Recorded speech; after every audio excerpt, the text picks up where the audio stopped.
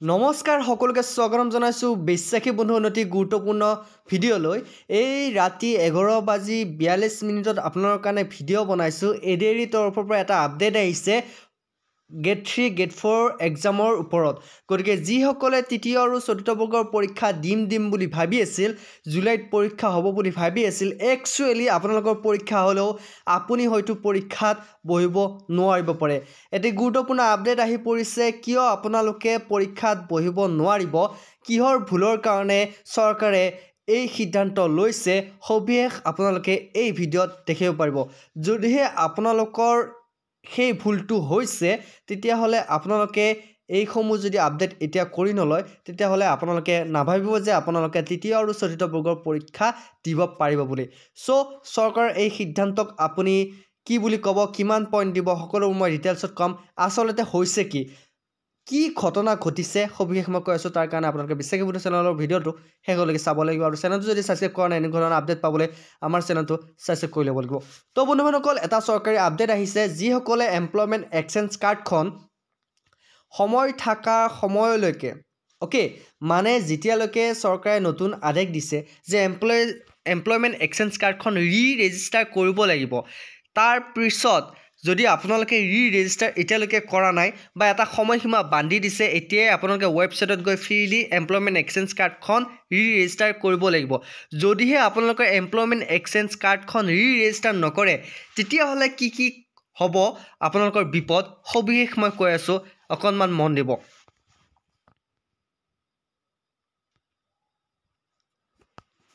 চৰকাৰে ঘোষণা কৰিছে যে যিসকলৰ এমপ্লয়মেণ্ট এক্সচেঞ্জ কাৰ্ডখন ৰিনিউ কৰা নাই বা ৰেজিষ্টাৰ কৰা নাই, অনতিপলমে ৰেজিষ্ট্ৰেশ্যন কৰিব দিছে। এই ৰেজিষ্ট্ৰেশ্যন কৰাৰ পদ্ধতিটো এইকাৰণে দিছে যে যিসকল ল'ৰা ছোৱালীয়ে নিজৰ কোৱালিফিকেশ্যন লুকুৱাই এমপ্লয়মেণ্ট এক্সচেঞ্জৰ থ্ৰুৰে তেওঁলোকে চাকৰি লাভ কৰিছে বা যোগ্যতা থকা ব্যক্তিয়ে সেই চাকৰিৰ পৰা বঞ্চিত হৈছে, সেই নিমিত্তে চৰকাৰে কি কৈছে, যিসকলে এমপ্লয়মেণ্ট এক্সচেঞ্জ কাৰ্ডখন ৰেজিষ্টাৰ কৰা নাই কৰি ল'ব দিছে। ইয়াতে বহুতে এটা কুৱেশ্যন আহিছে যে আমি যেতিয়া এডিআৰই এপ্লাই কৰোঁতে ৰেজিষ্ট্ৰেশ্যন কাৰ্ডখন দিছিলোঁ, সেই ৰেজিষ্ট্ৰেশ্যন কাৰ্ডখন আমি কি কৰিছিলোঁ, আমি বেছি সময় হোৱা নাই, আমি নতুনকৈ ৰেজিষ্টাৰ কৰি বা ৰেজিষ্টাৰ কৰি বা নতুনকৈ ৰেজিষ্টাৰ কৰি এমপ্লয়মেণ্ট এক্সচেঞ্জ কাৰ্ডখন নাম্বাৰটো দিছিলোঁ, এতিয়া আমি আকৌ ৰেজিষ্টাৰ কৰিব লাগিব নেকি, নকৰিলে কি হ'ব?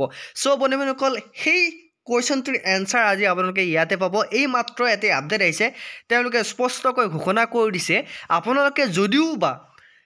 এডিআৰই এক্সাম যেতিয়া এপ্লিকেশ্যন চলি আছিল, তেতিয়া আপোনালোকে নতুনকৈ যদি এমপ্লয়মেণ্ট এক্সচেঞ্জ কাৰ্ডখন নতুনকৈ ৰেজিষ্টাৰ কৰিও যদি আপোনালোকে আপলোড দিছিল বা তেতিয়াও ৰেজিষ্টাৰ কৰিছিল, এতিয়া আকৌ আপোনাৰ এমপ্লয়মেণ্ট এক্সচেঞ্জ কাৰ্ডখন ৰেজিষ্ট্ৰেশ্যন কৰি ল'ব লাগিব। নতুনকৈ ৰেজিষ্ট্ৰেশ্যন কৰিব লাগিব বা আপোনাৰ এমপ্লয়মেণ্ট এক্সচেঞ্জ কাৰ্ডখন আগৰখনে থাকিব, ৰেজিষ্ট্ৰেশ্যন কৰিব লাগিব আৰু সকলো নথিপত্ৰ বা ডকুমেণ্টছখিনি আপোনালোকে ইয়াতে ভৰাব লাগিব। এতিয়া বহুতৰ প্ৰশ্ন হৈছে, যদিহে মই এমপ্লয়মেণ্ট এক্সচেঞ্জ কাৰ্ডখন ৰেজিষ্টাৰ নকৰোঁ, মোৰ কি হ'ব, মই পৰীক্ষা দিব পাৰিম নোৱাৰিম? এবছলিউটলি 100% কাৰেক্ট যে আপোনালোকে পৰীক্ষা দিব নোৱাৰিব। এই মাত্ৰ স্পষ্টকৈ ঘোষণা কৰি দিছে। নটিফিকেশ্যনখন মই আপোনালোকক দেখুৱাব পৰা নাই, এইকাৰণে যে নটিফিকেশ্যন চাৰ্ভাৰৰ কাৰণে ডাউনলোড হ'ব পৰা নাই, কিন্তু স্পষ্টকৈ আপোনালোকে নিউজত হয়তো গ'লে আপোনালোকে দেখিব পাৰিব যে তেওঁলোকে মেনশ্যন কৰি দিছে, যদিহে আপোনালোকৰ এমপ্লয়মেণ্ট এক্সচেঞ্জ কাৰ্ডখন ৰেজিষ্ট্ৰেশ্যন কৰা নহয়, বৰ্তমান সময়সীমা বান্ধি দিছে আৰু মাত্ৰ কেইটামান দিন আছে, সেই দিনকেইটাৰ ভিতৰত যদি আপোনালোকে এমপ্লয়মেণ্ট এক্সচেঞ্জ কাৰ্ডখন ৰেজিষ্টাৰ কৰা নাই বা এমপ্লয়মেণ্ট এক্সচেঞ্জ কাৰ্ডখন ৰেজিষ্টাৰ কৰি নলয়, তেনেহ'লে আপোনালোকে গেট 3 আৰু গেট 4 পৰীক্ষা দিম বুলি আশা বাদে দিয়ক, কাৰণ আপোনালোকে পৰীক্ষাত বহিব নোৱাৰিব। এতিয়া এমপ্লয়মেণ্ট এক্সচেঞ্জ কাৰ্ডখন ৰেজিষ্টাৰ কেনেকৈ কৰিব, বা বহুতৰ এইটো প্ৰশ্ন হৈছে যে মই এমপ্লয়মেণ্ট এক্সচেঞ্জ কাৰ্ডখন এতিয়া যদি ৰেজিষ্টাৰ কৰি দিওঁ, মইতো এডিআৰই এক্সামত যেতিয়া মই এপ্লাই কৰিছিলোঁ, তেতিয়াতো মই অলৰেডি এমপ্লয়মেণ্ট এক্সচেঞ্জ কাৰ্ডখন দিছিলোঁ, সেইটো নাম্বাৰ কি হ'ব? মই নতুনকৈ আকৌ এমপ্লয়মেণ্ট এক্সচেঞ্জ যদিহে বনাই লওঁ, তাৰপিছত নতুনকৈ কিবা এডিআৰই প্ৰচেছ দিছে নেকি যে এমপ্লয়মেণ্ট এক্সচেঞ্জ কাৰ্ডখন মই নতুনকৈ আকৌ আপলোড দিব পাৰিম? বন্ধুসকল, আপোনালোকে চেৱা যিটো আপোনাৰ এডিআৰই পৰ্টেল, তাতে যাব, আপোনাৰ এডিট অপশ্যন এটা তেওঁলোকে দি থৈ দিছে, তাতে আপোনালোকে যদি নতুনকৈ এমপ্লয়মেণ্ট এক্সচেঞ্জ কাৰ্ডক এপ্লাই কৰে, তাতে আপোনালোকে এমপ্লয়মেণ্ট এক্সচেঞ্জ নাম্বাৰটো আপোনালোকে বহাব পাৰিব বুলি বহুতে মোক সুধিছে, কিন্তু নোৱাৰে। এটা কথা ঠিক, আপোনালোকে যিটো এমপ্লয়মেণ্ট এক্সচেঞ্জ কাৰ্ডখনৰ নাম্বাৰ দিছিল, সেই নাম্বাৰটোৰে আকৌ ৰেজিষ্টাৰ কৰিব লাগিব। এবছলিউটলি 1 টকা খৰচ নহয় আপোনালোকৰ হাতৰ পৰা। আপোনালোকে এমপ্লয়মেণ্ট এক্সচেঞ্জ কাৰ্ডখন নতুনকৈ ৰেজিষ্টাৰ কৰি লওক। নতুনকৈ ৰেজিষ্টাৰ কৰিবলৈ আপোনালোকে ক'ত আহিব লাগিব? সেৱা সেতু মেইন ৱেবছাইটত আহিব লাগিব। সেৱা সেতু ৱেবছাইটত আহি আপোনালোকে ইয়াতে ক্লিক কৰিব, লগ ইন এণ্ড ৰেজিষ্ট্ৰেশ্যন। আপোনালোকে যদি আগতে ৰেজিষ্টাৰ কৰি থৈ দিছিল এমপ্লয়মেণ্ট এক্সচেঞ্জৰ কাৰণে, তেতিয়াহ'লে আপোনালোকে ইয়াতে লগ ইন কৰি ল'লে আপোনালোকৰ যিটো একাউণ্ট সেৱা সেতুৰ, সেই একাউণ্টটো খোল খাব। খোল খোৱাৰ পিছত ইয়াতে এটা অপশ্যন আহিব ৰি ৰেজিষ্ট্ৰেশ্যন গতিকে আপোনালোকে সেই ৰি ৰেজিষ্ট্ৰেশ্যন ক্লিক কৰি ল'ব আৰু আপোনালোকৰ যিটো এমপ্লয়মেণ্ট এক্সচেঞ্জ কাৰ্ডৰ নাম্বাৰ সেই নাম্বাৰটো ইয়াতে টাইপ কৰি দিব আৰু আধাৰ কাৰ্ডৰ নাম্বাৰটো টাইপ কৰি দিয়াৰ লগে লগে আপোনালোকৰ যিখন ফৰ্ম সেইখন খোল খাব আৰু তাতে আপোনালোকৰ ডিটেইলছসমূহ নতুনকৈ যিবোৰ বেলেগ একো ভৰাব নালাগে আগৰ ডিটেইলছসমূহ আহি থাকিব কিন্তু আপোনালোকে ইয়াতে নতুনকৈ ভৰাব লাগিব এডুকেশ্যন কোৱালিফিকেশ্যনখিনি আপোনালোকে ভৰাব লাগিব আৰু মেণ্ডেটৰী যিবোৰ নতুনকৈ আগতে সেইবোৰ মেণ্ডেটৰী কৰি দিয়া নাছিল নতুনকৈ কিছুমান অপশ্যন দিছে আপোনালোকে যেনেধৰণে হাইট ৱেইটটো ইয়াতে মেণ্ডেটৰী কৰি দিছে আপোনালোকৰ হাইটটো ইয়াতে আপোনালোকে নতুনকৈ ভৰাব লাগিব আপোনাৰ ওজন কিমান সেইটোও ভৰাব লাগিব এনেকুৱা ধৰণৰ বহুতো ডিটেইলছ নতুনকৈ ইয়াতে দিছে এণ্ট্ৰি কৰিব লাগিব আপুনি সেইবোৰ ধুনীয়াকৈ ডাটা এণ্ট্ৰি কৰি আপুনি ছাবমিট কৰি দিয়াৰ লগে লগে এমপ্লয়মেণ্ট এক্সচেঞ্জ কাৰ্ডখন এতিয়া 1 টকাও খৰচ নকৰাকৈ আপোনালোকে ফ্ৰীলি কৰিব পাৰিব আৰু যদিহে এই সময়সীমা বান্ধি দিয়াৰ সময়তে যদি আপোনাৰ এমপ্লয়মেণ্ট এক্সচেঞ্জ কাৰ্ডখন যদি আপোনালোকে নবনায় তেতিয়াহ'লে তেওঁলোকে চৰকাৰে কি কৰিব এডিআৰি যেতিয়া আপোনাৰ এক্সামৰ কাৰণে এডমিট দিব তেতিয়া তেওঁলোকে সেইবিলাক চাব যে আপোনাৰ এমপ্লয়মেণ্ট এক্সচেঞ্জ কাৰ্ডখন কিমান তাৰিখে আপোনালোকে ৰিজিষ্ট্ৰেশ্যন কৰিলে যদি চৰকাৰৰ সময়সীমা বান্ধি দিয়াৰ সময়ত যদি আপোনালোকে এমপ্লয়মেণ্ট এক্সচেঞ্জ কাৰ্ডখন যদি আপোনালোকে ৰিজিষ্ট্ৰেশ্যন কৰিছে তেতিয়াহে আপোনালোকে পৰীক্ষা দিব পাৰিব চ' এটা বহুত ইম্পৰ্টেণ্ট আপডেট মই ভাবিছোঁ আপোনালোকৰ কাৰণে ইম্পৰ্টেণ্ট হ'ব গতিকে আজি আপোনালোকে টাইমটো চাই লওক ৰাতি 11:48 হৈছে এই সময়তে মই আপোনালোকৰ কাৰণে ভিডিঅ'টো বনাইছোঁ এইকাৰণে যাতে আপোনালোকৰ